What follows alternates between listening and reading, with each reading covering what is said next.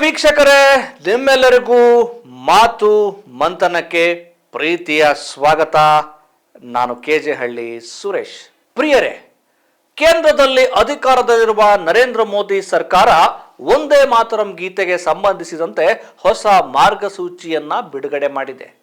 ಕೇಂದ್ರ ಸರ್ಕಾರದ ಈ ಮಾರ್ಗಸೂಚಿಯಂತೆ ಸರ್ಕಾರಿ ಕಾರ್ಯಕ್ರಮಗಳಲ್ಲಿ ಮತ್ತು ಶಾಲಾ ಕಾಲೇಜುಗಳಲ್ಲಿ ಗೀತೆಯನ್ನ ಹಾಡುವುದು ಮತ್ತು ಒಂದೇ ಮಾತರಂ ಹಾಡುವಾಗ ಎದ್ದು ನಿಲ್ಲುವುದನ್ನ ಕಡ್ಡಾಯಗೊಳಿಸಿದೆ. ಒಂದೇ ಮಾತರಂ ಗೀತೆಗೆ 150ನೇ ವರ್ಷಾಚರಣೆಯ ಹಿನ್ನೆಲೆಯಲ್ಲಿ ಕೇಂದ್ರ ಸರ್ಕಾರ ಈ ನಿರ್ಧಾರಕ್ಕೆ ಬಂದಿದೆ ಅಂತ ಹೇಳಿ ಸರ್ಕಾರದವರು ಹೇಳುತ್ತಾರಾದರೂ ಇವರ ನಿಜದ ಉದ್ದೇಶ ತಮ್ಮ ಆಡಳಿತದ ವೈಫಲ್ಯವನ್ನ ಮುಚ್ಚಿಕೊಳ್ಳಲು ಆಗಾಗ ಜನರಲ್ಲಿ ಈ ರೀತಿಯ ಹುಸಿ ದೇಶ ಪ್ರೇಮದ ಮತ್ತಿನಲ್ಲಿ ಜನರನ್ನ ತೇಲಾಡುವಂತೆ ಮಾಡುವ ಮರ್ಮವನ್ನ ನಾವು ಅರ್ಥ ಮಾಡ್ಕೊಳ್ಬೇಕಾಗಿದೆ. ನೋಡಿ, ಇವರುಗಳು ದೇಶಭಕ್ತಿ ಅಂದ್ರೆ ಭಾಷಣ ಬಿಗಿಯೋದು, ಗಂಟಲು ಹರಿಯಂಗೆ ಘೋಷಣೆ ಕೂಗೋದು ದೇಶಭಕ್ತಿ ಅಂತ ಅನ್ಕೊಂಡಿದ್ದಾರೆ. ತಮ್ಮಗಳ ರಾಜಕೀಯ ಹಿತಾಸಕ್ತಿಗಾಗಿ ದೇಶಭಕ್ತಿಯನ್ನ ಬಂಡವಾಳ ಮಾಡಿಕೊಂಡಿರುವಂತ ಈ ನಕಲಿ ದೇಶಭಕ್ತರಿಗೆ ಗೊತ್ತಿಲ್ಲ, ಈ ದೇಶದ ರೈತನು ಕೂಡ ಒಬ್ಬ ದೇಶಭಕ್ತನೇ. ನೋಡಿ, ಈ ದೇಶದ ಒಬ್ಬ ಆದಿವಾಸಿ ಮಹಿಳೆಯು ಕೂಡ ದೇಶಭಕ್ತಳೇ ಆಗಿರ್ತಾಳೆ. ಕೂಲಿ ಕಾರ್ಮಿಕರು, ಪೌರ ಕಾರ್ಮಿಕರು, ಬೀದಿ ವ್ಯಾಪಾರಿಗಳು, ಎಲ್ಲ ವಲಯದ ಜನರು ಕೂಡ ಪ್ರಾಮಾಣಿಕವಾಗಿ ತಮ್ಮ ಕೆಲಸಗಳನ್ನ ಮಾಡುತ್ತಾ ಈ ದೇಶಕ್ಕೆ ತಮ್ಮದೇ ಆದ ರೀತಿಯಲ್ಲಿ ಕೊಡುಗೆಯನ್ನ ಕೊಡುತ್ತಾ ಈ ನೆಲವದಲ್ಲಿ ಸೌಹಾರ್ದಯುತವಾಗಿ ಬಾಳುತ್ತಾ ತಮ್ಮ ದೇಶಭಕ್ತಿಯನ್ನ ಮೆರಿತಾ ಇದ್ದಾರೆ. ಆದ್ರೆ ಇವರು ಮಾತ್ರ ನಾವು ಸೀಮೆಯಾಗಿಲ್ಲದ ದೇಶಭಕ್ತರು ಅನ್ನೋ ಬಿಲ್ಡಪ್ ನಲ್ಲಿ ಬೀಗ್ತಾ ಇದ್ದಾರೆ. ಇವರಿಗೆ ದೇಶಭಕ್ತಿ ಅಂದ್ರೆ ಜನರನ್ನ ಮೈ ಮರೆಸುವ, ಸರ್ಕಾರಗಳನ್ನ ಪ್ರಶ್ನೆ ಮಾಡದಂತೆ ಮಾಡುವ ಒಂದು ತಂತ್ರ ಅಷ್ಟೇ. ಈ ದೇಶದ ನಾಗರಿಕರಾದ ಪ್ರತಿಯೊಬ್ಬರು ಕೂಡ ನಮ್ಮ ದೇಶದ ಮೇಲೆ ಅಂದ್ರೆ ಇಂಡಿಯಾದ ಮೇಲೆ, ಭಾರತದ ಮೇಲೆ ಅಭಿಮಾನ, ಪ್ರೀತಿ, ಗೌರವವನ್ನ ಇಟ್ಕೊಂಡಿರ್ತಾರೆ. ಇದರಲ್ಲಿ ಯಾವುದೇ ಅನುಮಾನ ಇಲ್ಲ.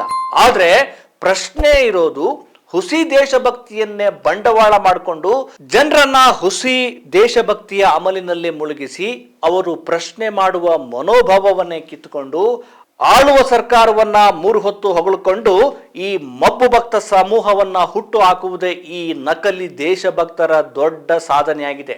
ಇದೀಗ ಶಾಲಾ ಕಾಲೇಜು ಸರ್ಕಾರಿ ಕಾರ್ಯಕ್ರಮಗಳಲ್ಲಿ ಒಂದೇ ಮಾತರಂ ಗೀತೆ ಹಾಡಿ ಅನ್ನೋ ಆದೇಶ ಹೊರಡಿಸಿರುವುದು ಕೂಡ ಇವರ ದೇಶಭಕ್ತಿ ತಂತ್ರದ ಮುಂದುವರೆದ ಭಾಗವಾಗಿದೆ. ಪ್ರಿಯ ವೀಕ್ಷಕರೇ, ಈಗ 3ನೇ ಬಾರಿಗೆ ಕೇಂದ್ರದಲ್ಲಿ ಅಧಿಕಾರದಲ್ಲಿರುವಂತಹ NDA ನೇತೃತ್ವದ ಮೋದಿ ಸರ್ಕಾರ ದೇಶದ ಜನರಲ್ಲಿ ಬರೀ ಜಾತಿ, ಧರ್ಮ, ಧಾರ್ಮಿಕ ಭಾವನೆಗಳನ್ನೇ ಕೆರಳಿಸುವುದೇ ತಮ್ಮ ಸರ್ಕಾರದ ಮಹಾನ್ ಸಾಧನೆ ಎಂದು ಬೊಗಳೆ ಭಾಷಣಗಳಲ್ಲೇ ದೇಶದ ಜನರ ಹೊಟ್ಟೆ ತುಂಬಿಸ್ತಾ ಇದ್ದಾರೆ. ಅಲ್ಲ ಕಣ್ರಪ್ಪ, ಬೇರೆ ಬೇರೆ ದೇಶಗಳು ಆರ್ಥಿಕತೆಯಲ್ಲಿ, ವಿಜ್ಞಾನ, ತಂತ್ರಜ್ಞಾನದಲ್ಲಿ ಪ್ರಗತಿಯನ್ನ ಸಾಧಿಸ್ತಿದ್ದಾರೆ. ಭಾರತವನ್ನ ಪರಿಸ್ಥಿತಿ ಹೀಗಿರುವಾಗ ಭಾರತವನ್ನ ಮುನ್ನಡೆಸೋ ವಿಚಾರದಲ್ಲಿ ತಾವೇನ್ ಮಾಡ್ತಾ ಇದ್ದೀರಿ ಅಂತ ಕೇಳಿದ್ರೆ ಬಾಯಿ ಹೋರ್ ಬೆಹನೋ ಅಂತ ಹೇಳಿ ಭಾಷಣ ಶುರು ಮಾಡಿ ಒಂದೇ ಮಾತರಂ, ಭಾರತ್ ಮಾತಾ ಕಿ ಜೈ ಅನ್ನೋ ಘೋಷಣೆ ಕೂಗಿ ಜನರ ಕಿವಿಗೆ ಹೂವ ಇಡ್ತಾ ಇದ್ದಾರೆ. ಸ್ನೇಹಿತರೆ, ಬೇರೆ ದೇಶಗಳು ಉದ್ಯೋಗ, ಆರ್ಥಿಕತೆ, ಸ್ವಾವಲಂಬನೆ, ಶಿಕ್ಷಣ, ವಿಜ್ಞಾನ, ತಂತ್ರಜ್ಞಾನ, ರಕ್ಷಣೆ ಹೀಗೆ ಹಲವು ಕ್ಷೇತ್ರಗಳಲ್ಲಿ ಗಣನೀಯ ಪ್ರಗತಿಯನ್ನ ಕಂಡು ಮುನ್ನುಡಿತಾ ಇದ್ದಾವೆ. ಆದ್ರೆ ನಮ್ಮ ಭಾರತದ ವಿಚಾರಕ್ಕೆ ಬರೋದಾದ್ರೆ ನಾವಿನ್ನು ಜಾತಿ ಜಗಳ, ಧರ್ಮದ ಜಗಳ, ಹುಸಿ ದೇಶಭಕ್ತಿ, ವಿಶ್ವಗುರು ಪಾಕಿಸ್ತಾನ, ಹಾಗೆ ಹೀಗೆ, ಜೊತೆಗೆ ಮೋದಿ ಭಾರತೀಯ ಹೃದಯ ಸಾಮ್ರಾಟ, ಈ ರೀತಿ ಭಜನೆಗಳಲ್ಲಿ ಉನ್ಮಕ್ತರಾಗಿ ನಾವು ತೇಲ್ತಾ ಇದ್ದೇವೆ. ಇವತ್ತಿಗೂ ಈ ದೇಶದ ಕಟ್ಟ ಕಡೆಯ ಜನರು ಕೂಡ ಒಂದು ಹೊತ್ತಿನ ಊಟಕ್ಕೂ ಪರದಾಡುವ ದುಸ್ಥಿತಿ ತಪ್ಪಿಲ್ಲ. ಅಲ್ಪಸಂಖ್ಯಾತರು, ದಲಿತರು, ಆದಿವಾಸಿಗಳು, ಮಹಿಳೆಯರ ಮೇಲೆ ದೌರ್ಜನ್ಯಗಳು ದಿನೇ ದಿನೇ ಹೆಚ್ಚಾಗ್ತಾ ಇದ್ದಾವೆ. ಭ್ರಷ್ಟರು ಮಾತ್ರ ಜನರ ರಕ್ತ ಹಿರುತ್ತಾ ಕೋಟಿಗಟ್ಟಲೆ ದುಡ್ಡನ್ನ ಹೊಡೆಯುತ್ತಾ ಮಜಾ ಮಾಡ್ತಾ ಇದ್ದಾರೆ. ನಾ ಕಾವುಂಗ ನಾ ಖಾನೆ ದುಂಗ ಅಂತ ಹೇಳಿ ಹೋದಲ್ಲೆಲ್ಲ ಬಂದಲ್ಲೆಲ್ಲ ಭ್ರಷ್ಟಾಚಾರ ರಹಿತ ಆಡಳಿತ ನೀಡ್ತೇವೆ ಎಂದು ಭಾಷಣ ಮಾಡುವ ಮೋದಿ ಸಾಹೇಬ್ರು ತಮ್ಮ ಆಪ್ತ ಉದ್ಯಮಿಗಳು ಈಗ ಸರ್ಕಾರವನ್ನ ದುರ್ಬಳಕೆ ಮಾಡಿಕೊಂಡು ಸಾವಿರಾರು ಕೋಟಿ ಲೂಟಿ ಮಾಡ್ತಾ ಇದ್ದಾರೆ. ಇದು ದೇಶಭಕ್ತಿ ಅಂತ ಕರೆಯಕ್ಕಾಗತ್ತಾ? ಇದು ದೇಶಭಕ್ತಿನಾ?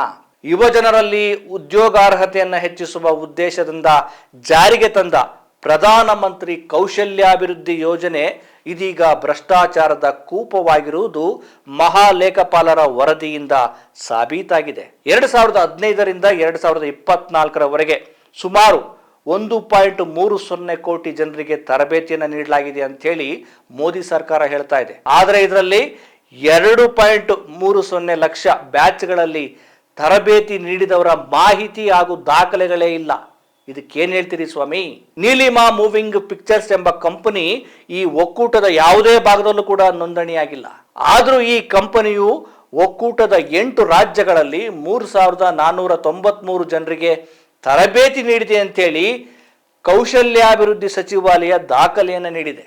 ಇಲ್ಲಿ ತರಬೇತಿ ಪಡೆದವರಿಗೆ ಪ್ರಮಾಣ ಪತ್ರ ವಿತರಿಸುವ ಸಮಾರಂಭದ ಒಂದೇ ಒಂದು ಫೋಟೋವನ್ನು ಕೂಡ ಎಲ್ಲೂ ಪ್ರಕಟ ಮಾಡಿಲ್ಲ. ಹಲವು ಬ್ಯಾಚ್ಗಳಿಗೆ ತರಬೇತಿ ನೀಡಲಾಗಿದೆ ಅಂತೇಳಿ ಸುಳ್ಳು ಮಾಹಿತಿಯನ್ನು ನೀಡಲಾಗಿದೆ. ತರಬೇತಿ ನೀಡುವ ಕಂಪನಿಗಳನ್ನ ಆಯ್ಕೆ ಮಾಡಲು ಲಿಂಕ್ಡ್ ಇನ್ ಖಾತೆಯನ್ನ ಆಧಾರವಾಗಿ ಇಟ್ಟುಕೊಳ್ಳಲಾಗಿದೆ ಅಂತೇಳಿ ಹೇಳಲಾಗ್ತಾ ಇದೆ. ಇದು ಕೂಡ ಪ್ರಕಟ ಆಗಿದೆ. ಅಂದ್ರೆ ಅದೆಷ್ಟರ ಮಟ್ಟಿಗೆ ಪ್ರಧಾನ ಮಂತ್ರಿ ಕೌಶಲ್ಯ ಯೋಜನೆಯ ಕರಾಮತ್ತು ನಡೆದಿದೆ ಅನ್ನೋದನ್ನ ನೀವೇ ಯೋಚನೆ ಮಾಡಿ. ಪ್ರಾರಂಭದಲ್ಲಿ ಅಧಿಕಾರಕ್ಕೆ ಬಂದ ನರೇಂದ್ರ ಮೋದಿ ಅವರು ವರ್ಷಕ್ಕೆ 2 ಕೋಟಿ ಉದ್ಯೋಗ ಕೊಡ್ತೀವಿ ಅಂತೇಳಿ ಹೇಳಿದ್ರಲ್ಲ, ಎಲ್ಲಿ ಉದ್ಯೋಗ? ಉದ್ಯೋಗಾರ್ಹತೆ ಹೆಚ್ಚಿಸುವ ಯೋಜನೆಯಲ್ಲಿ ಕೋಟಿ ಕೋಟಿ ಲೂಟಿ ನಡೀತಿರುವಾಗ 2 ಕೋಟಿ ಉದ್ಯೋಗ ನಿರೀಕ್ಷೆ ಮಾಡಲು ಸಾಧ್ಯನಾ? ಹಾಗಿದ್ರೆ ದೇಶಭಕ್ತಿ ಅಂದ್ರೆ ಇದೇನಾ? ದೇಶದ ರಕ್ಷಣೆ ಮಾಡುವಲ್ಲಿ ನಾವು ಸಮರ್ಥರು ಅಂತ ಹೇಳುವ ಸರ್ಕಾರ ಪಹಲ್ಗಾಮ್ನಲ್ಲಿ ಉಗ್ರರು ನಮ್ಮ ದೇಶದ ಒಳಕ್ಕೆ ನುಗ್ಗಿ ನಮ್ಮವರ ಮೇಲೆ ಗುಂಡಿನ ಮಳೆಗೆರೆದ್ರಲ್ಲ, ದೇಶದ ಜನರನ್ನ ಕಾಪಾಡೋದು ಅಂದ್ರೆ ಹೀಗೇನಾ? ಇನ್ನು ಪುಲ್ವಾಮಾ ದಾಳಿಯಲ್ಲಿ ನಮ್ಮ ದೇಶದ ಸೈನಿಕರು ಪ್ರಾಣ ತೆತ್ತರಲ್ಲ, ಇದಕ್ಕೆ ಯಾರು ಹೊಣೆ? ನಿಮ್ಮ ದೇಶಭಕ್ತಿ ಅಂದ್ರೆ ಇದೇನಾ? ಮೋದಿ ಸರ್ಕಾರದ ಕೆಲ ಸರ್ವಾಧಿಕಾರಿ ಧೋರಣೆಗಳನ್ನ ಪ್ರಶ್ನೆ ಮಾಡುವ ಲೇಖಕರು, ಚಿಂತಕರು, ಹೋರಾಟಗಾರರನ್ನ UAPA ಎನ್ನುವ ಕಾಯ್ದೆಯನ್ನ ದುರುಪಯೋಗ ಮಾಡಿಕೊಂಡು ಪ್ರಶ್ನೆ ಮಾಡಿದವ್ರನ್ನೇ ಜೈಲಿಗೆ ತಳ್ಳುವ ನಿಮ್ಮ ಸರ್ಕಾರದ ನಡೆ ಸರಿನಾ? ದೇಶಭಕ್ತಿ ಅಂದ್ರೆ ಇದೇನಾ? ಒಕ್ಕೂಟ ಸರ್ಕಾರ ಸಂವಿಧಾನದ ಅಡಿಯಲ್ಲಿ ಕೆಲಸ ಮಾಡಬೇಕಾಗಿತ್ತು. ಆದರೆ ನೀವು ಮಾಡಿದ್ದೇನು? ಆದಿವಾಸಿಗಳನ್ನ, ಬುಡಕಟ್ಟು ಜನರನ್ನ ಈ ದೇಶದ ನಾಗರಿಕರೇ ಅಲ್ಲ ಅನ್ನೋ ರೀತಿ ಬಿಂಬಿಸುವುದು ದೇಶಭಕ್ತಿನಾ? ಪ್ರಿಯ ವೀಕ್ಷಕರೇ, ಇದು ಬಹುಜನರ ಭಾರತ, ಬಹುತ್ವದ ಭಾರತ. ಇಲ್ಲಿ ಹಲವು ಧರ್ಮ, ಸಂಸ್ಕೃತಿ, ಆಚಾರ, ವಿಚಾರಗಳಿಗೆ ನಮ್ಮ ಸಂವಿಧಾನ ಜೀವಾಳಾಗಿದೆ. ಇಲ್ಲಿ ಎಲ್ಲ ಜಾತಿಯ ಜನರು ಪರಸ್ಪರ ಸೌಹಾರ್ದ, ಪ್ರೀತಿ, ಗೌರವದಿಂದ ಬದುಕ್ತಾ ಇದ್ದಾರೆ. ಇಂಥ ಬಹುತ್ವ ಭಾರತದಲ್ಲಿ ಏಕಧರ್ಮದ ದೇಶ ಅಂತೇಳಿ ಬಿಂಬಿಸಿ ರಾಜಕೀಯ ಮಾಡಿಕೊಳ್ಳುವ ಹುನ್ನಾರವನ್ನ ದೇಶಭಕ್ತಿ ಅಂತ ಕರೆಯೋದಕ್ಕಾಗತ್ತಾ? ಇದು ಸಾಧ್ಯವೇ? ಇನ್ನು PM ಕೇರ್ಸ್ ಫಂಡ್ ಬಗ್ಗೆ ಪಾರ್ಲಿಮೆಂಟ್ನಲ್ಲಿ ಪ್ರಶ್ನೆ ಕೇಳದಂತೆ ಲೋಕಸಭೆಗೆ ಪ್ರಧಾನಿ ಕಚೇರಿ ಸೂಚನೆ ಕೊಟ್ಟಿದೆ. ಇದು ಯಾವ ಸೀಮೆ ದೇಶಭಕ್ತಿ? ನೀವು ತಪ್ಪು ಮಾಡಿಲ್ಲ ಅಂತ ಅನ್ನೋದಾದ್ರೆ ತಪ್ಪಿಸಿಕೊಳ್ಳೋದು ಏಕೆ? ಯಾಕೆ ತಪ್ಪಿಸಿಕೊಳ್ತೀರಿ? ಉತ್ತರಿಸ್ಬೇಕಲ್ವಾ? ದೇಶದ ಪ್ರಧಾನಿ ಭಾಷಣದಲ್ಲಿ ದೇಶದ ಅಭಿವೃದ್ಧಿಯನ್ನ ಮಾಡದೆ ದೇಶಕ್ಕೆ ತಾವು ಏನೆಲ್ಲ ಗನಾಂಧಾರಿ ಸಾಧನೆಗಳನ್ನ ಕೊಡುಗೆ ನೀಡುತ್ತಿದ್ದೀರಿ ಅನ್ನೋ ಬಗ್ಗೆ ಪ್ರಧಾನಿ ನರೇಂದ್ರ ಮೋದಿ ಅವರು ತಮ್ಮ ಮಡಿಲ ಮಾಧ್ಯಮಗಳನ್ನ ಹೊರತುಪಡಿಸಿ ಒಂದೇ ಒಂದು ಪ್ರೆಸ್ ಮೀಟ್ ಅನ್ನ ಯಾಕೆ ಮಾಡಿಲ್ಲ? ಯಾಕೆ? ನಿಜದ ಮಾಧ್ಯಮಗಳು ಕೇಳುವ ಪ್ರಶ್ನೆಗಳು ನಿಮ್ಮ ಬಣ್ಣ ಬಯಲು ಮಾಡುತ್ತವೆ ಅನ್ನುವ ಭಯವೇ? ಮಾಧ್ಯಮಗಳನ್ನ ಎದುರಿಸುವ ಧೈರ್ಯ ನಿಮಗಿಲ್ವಾ? ಹಾಗಿದ್ರೆ ಮೈಕ್ ನಲ್ಲಿ ಮಾತ್ರ ನಿಮ್ಮ ಭಾಷಣವನ್ನ ನೀವು ಬಂಡಲ್ ಭಾಷಣ ಮಾಡ್ತಿರಲ್ಲ. ಇನ್ನು ಪಾರ್ಲಿಮೆಂಟ್ ನಲ್ಲೂ ವಿಪಕ್ಷಗಳು ಕೇಳುವ ನರವಣೆ ವಿಚಾರದ ಪ್ರಶ್ನೆಗೆ ಉತ್ತರ ಕೊಡಲಾಗದೆ ಸದನಕ್ಕೆ ಗೈರಾಗಿ ತಪ್ಪಿಸಿಕೊಂಡು ಬಿಟ್ರಲ್ಲ. ಇದನ್ನ ನಾವು ದೇಶಭಕ್ತಿ ಅಂತ ಕರೆಯಕ್ಕೆ ಸಾಧ್ಯನಾ? ಇನ್ನು F-15 ಫೈಲ್ಸ್ ನಲ್ಲಿ ನಿಮ್ಮ ಹೆಸರು ಕೇಳಿ ಬರ್ತಿದೆ. ಇದ್ರ ಬಗ್ಗೆ ಮೌನ ಮುರಿದು ಯಾಕೆ ಮಾತಾಡ್ತಾ ಇಲ್ಲ? ಅಮೆರಿಕದೊಂದಿಗೆ ವಾಣಿಜ್ಯ ಒಪ್ಪಂದದಲ್ಲಿ ಅಮೆರಿಕ ಆಮದು ತೆರಿಗೆಯ ಸುಂಕವನ್ನ 0ಗಿಳಿಸಿ ನಮ್ಮ ದೇಶದ ಜನರಿಗೆ ಪಂಗನಾಮ ಇಟ್ಟುಬಿಟ್ರಲ್ಲ. ಇದು ನಿಮ್ಮ ದೇಶಭಕ್ತಿನಾ? ತಮ್ಮ ಪಕ್ಷದ ಇಡನ್ ಅಜೆಂಡಾ ಹಾಗೂ ರಾಜಕೀಯ ಅಧಿಕಾರವನ್ನ ಗಟ್ಟಿಗೊಳಿಸಿಕೊಳ್ಳುವ ಸಲುವಾಗಿ NRC, SIR ಅನ್ನುವಂಥ ಕಾನೂನುಗಳನ್ನ ಜಾರಿಗೆ ತಂದು ಜನರನ್ನ ಅಧೀರಗೊಳಿಸುವುದು ಸರಿನಾ? ಯುವಕರಿಗೆ ಉದ್ಯೋಗವಿಲ್ಲ, ಸ್ವಾವಲಂಬನೆ ಇಲ್ಲ, ಮಹಿಳೆಯರಿಗೆ ಘನತೆ ಬದುಕು ಸ್ಥಿರವಾಗ್ತಾ ಇಲ್ಲ, ಅವರ ಮೇಲಿನ ದೌರ್ಜನ್ಯ ನಿಲ್ತಾ ಇಲ್ಲ, ಜಾತಿ ಧರ್ಮಗಳ ಭೇದವಿಲ್ಲದೆ ಸೌಹಾರ್ದವಾಗಿ ಬದುಕಲು ಸಾಧ್ಯವಾಗದ ದುಸ್ಥಿತಿ ಎದುರಾಗ್ತಾ ಇದೆ. ಪ್ರಿಯ ನರೇಂದ್ರ ಮೋದಿಯವರೇ, ಒಕ್ಕೂಟ ಸರ್ಕಾರವೇ ಜನರನ್ನ ಇಂಥ ಸಂಕಟಕ್ಕೆ ತಳ್ಳಿ ಇದೀಗ ನೀವು ದೇಶದಾದ್ಯಂತ ಒಂದೇ ಮಾತರಂ ಗೀತೆ ಹಾಡಿ ಅಂತ ಹೇಳ್ತಾ ಇದ್ದಾರೆ. ಇದು ಯಾವ ಸೀಮೆ ದೇಶಭಕ್ತಿ? ತೆಲುಗು ಕವಿ ಒಂದು ಮಾತು ಹೇಳ್ತಾರೆ, ದೇಶಮಂಟೆ ಮಟ್ಟಿ ಕಾದು ದೇಶಮಂಟೆ ಮನುಷ್ಯುಲು ಅನ್ನೋದು. ದೇಶ ಅಂದ್ರೆ ಮಣ್ಣಲ್ಲ, ದೇಶ ಅಂದ್ರೆ ಜನರು ಅಂತ. ಇವರು ಮನುಷ್ಯರಾಗಿದ್ದರೆ ಇದೆಲ್ಲ ಅರ್ಥ ಆಗ್ತಿತ್ತು. ಮುಂದಿನ ಮಾತು ಮಂಥನದಲ್ಲಿ ನಿಮ್ಮನ್ನು ಭೇಟಿ ಮಾಡ್ತೇನೆ. ನಮಸ್ಕಾರ.